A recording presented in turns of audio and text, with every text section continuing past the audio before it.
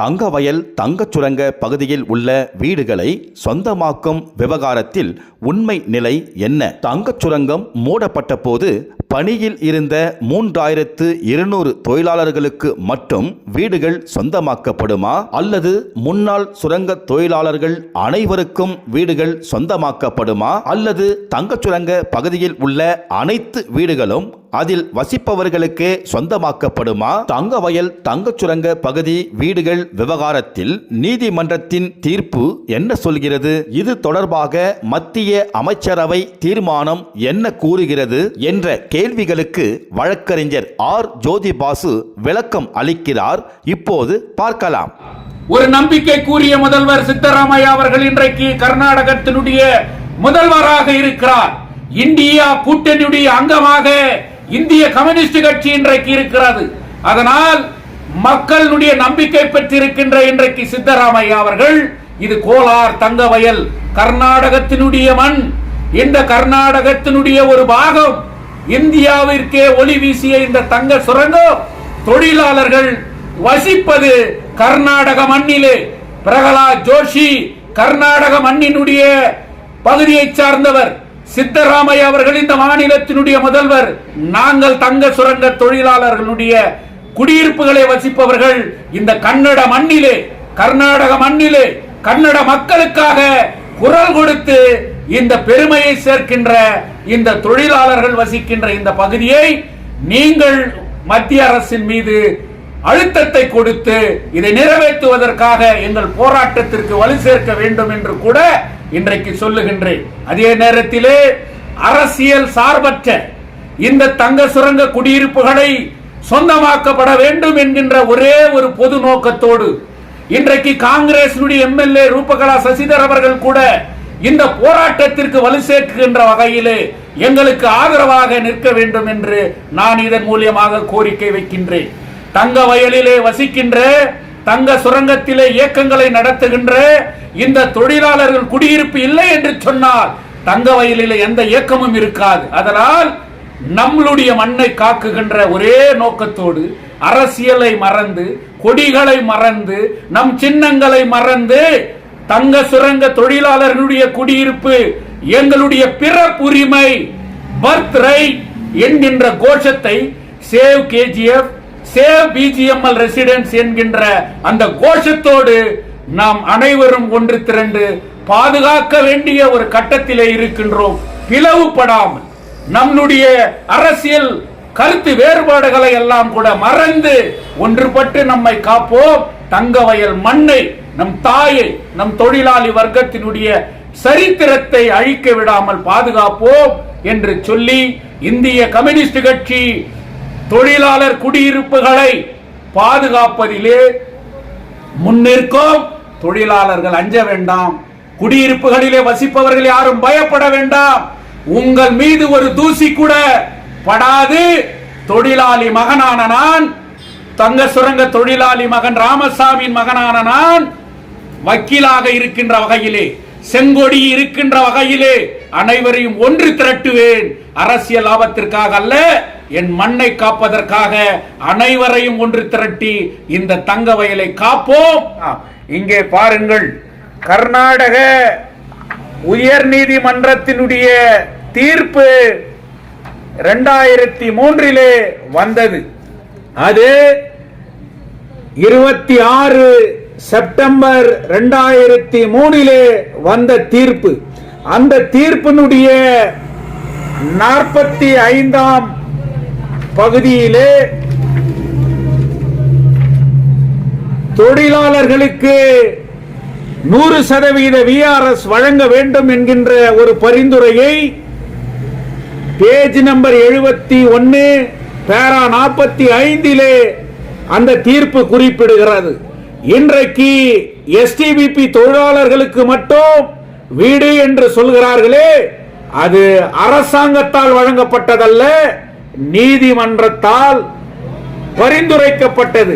46வது பேராவிலே சொல்லுகிறார்கள், தங்க சுரங்க தொழிலாளர்களுக்கு to transfer convey the quarters house which have been allotted to the employees of BGML at a concessional price say at the rate of rupees 10 per square feet, where the site area which is below 100 square feet, rupees 20 per square feet where the site area is more than 1000 square feet but less than 33,000 square feet of rupees 30 per square, where sital area of more than 3000 square feet அப்படின்னு சொல்லிட்டு இன்றைக்கு தங்க சுரங்க தொழிலாளர்களுக்கு வழங்க வேண்டும் என்று சொல்லுகிறார்கள். இவர்களுக்கு தான் என்று குறிப்பிடவில்லை. இந்த தீர்ப்பு வந்தது 2003. ஆனால் அன்றையிலிருந்து இந்த தீர்ப்பு மத்திய அரசினுடைய கேபினெட்டால் முடிவு செய்யப்பட்டது. இங்கே பாருங்கள், 2007 ஆகஸ்ட் 2006 அன்றைக்கு மத்தியிலே இருந்த ஆட்சி மத்திய அரசு ஒரு முடிவு செய்தது. அந்த முடிவினுடைய தீர்மானத்தினுடைய நகல் இது. இந்த நகலிலே வெறும் எஸ்டிபிபி தொழிலாளர்களுக்கு மட்டுமல்ல, இதிலே சொல்லுகிறார்கள், பேஜ் நம்பர் 2 பேரா 2 குறிப்பிடுகிறார்கள், to sell house of various categories to the ex-employees at the rate suggested by the Honorable High Court அப்படின்ட்டு இன்னைக்கு சொல்லப்பட்டிருக்கிறது. இந்த ஆதாரத்தோடு தான் இந்திய கம்யூனிஸ்ட் கட்சி கடந்த ஆண்டு டெல்லி சலோ என்கின்ற மிகப்பெரிய போராட்டத்தை நடத்தினோம். இங்கே பாருங்கள், மத்திய சுரங்க பாராளுமன்றத்தினுடைய அமைச்சராக இருக்கக்கூடிய கர்நாடக மண்டிலே பிறந்த பிரகலாத் ஜோஷிக்கு இந்திய கம்யூனிஸ்ட் கட்சி 4 கோரிக்கைகளை வைத்து மனுவை தாக்கல் செய்தது. இது 14/12/2022. இந்த மனு பிரகலாத் ஜோஷி அவர்களால் கையொப்பமிட்டு பெறப்பட்ட மனு. இதை எந்த கோரிக்கைகளை நாங்கள் வைத்தோம்? பிஆர்எஸ் தொழிலாளர்களுக்கு 52 கோடியை கொடுங்கள். Ownership of quotas to be given to the employees as per Karnataka High Court recommendation தான் நாங்க சொல்லி இருக்கிறோம்.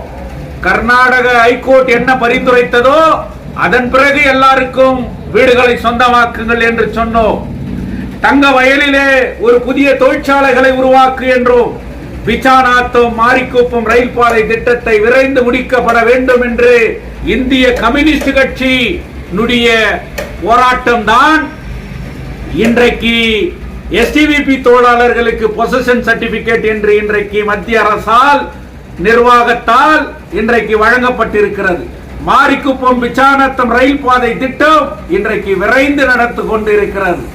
ஏன் இதை குறிப்பிடுகிறேன் என்று சொன்னால், 2003 தீர்ப்பு 2006 மத்திய அரசால் எடுக்கப்படுகின்ற தீர்மானம் இன்றைக்கு 2024 அவர்களுக்கு பொசஷன் சர்டிபிகேட் என்று மட்டும் சொல்லுகிறார்கள், பட்டா என்று சொல்லவில்லை.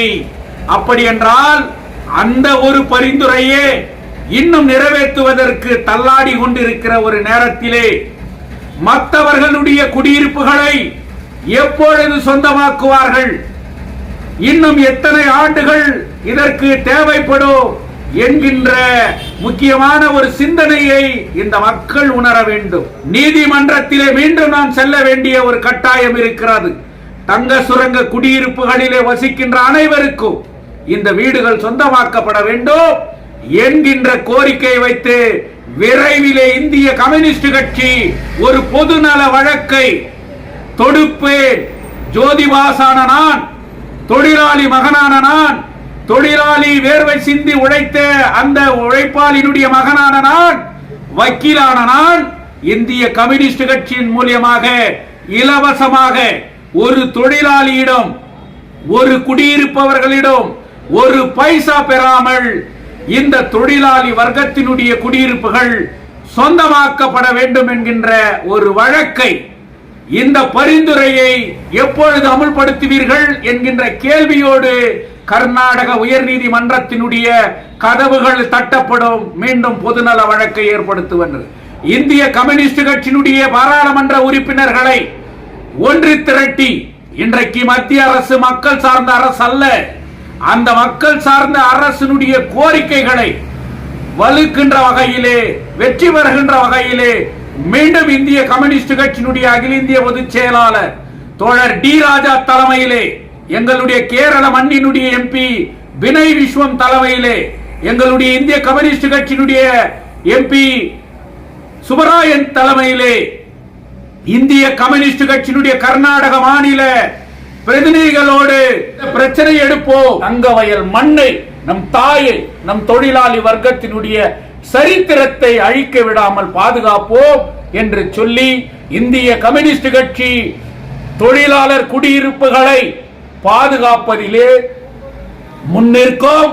தொழிலாளர்கள் அஞ்ச வேண்டாம், குடியிருப்புகளிலே வசிப்பவர்கள் யாரும் பயப்பட வேண்டாம், உங்கள் மீது ஒரு தூசி கூட படாது, பயப்பட வேண்டாம், அஞ்ச வேண்டாம், இது நம்முடைய பிறப்புரிமை என்ற உத்தரவாதத்தோடு நாம் ஒன்றுபட்டு போராட வேண்டிய ஒரு கட்டத்தில் இருக்கின்றோம். வழக்கு தொடுக்க வேண்டிய ஒரு கட்டத்தில் இருக்கும். இதற்கு உங்களுடைய மேலான ஆதரவை, பண ஆதரவு அல்ல, உங்களிடம் நான் பணம் கேட்கவில்லை, உங்களுடைய ஆதரவை கேட்கின்றேன். நம்மை காக்க என்னோடு தோள் கொடுங்கள் தோழா என்று உங்களை அழைக்கின்றேன். நீங்கள் யாரும் பயப்பட வேண்டாம், இந்திய கம்யூனிஸ்ட் கட்சி உங்களோடு இருக்கும் என்று இந்த வார்த்தையை உத்தரவாதமாக நான் கொடுக்கின்றேன்.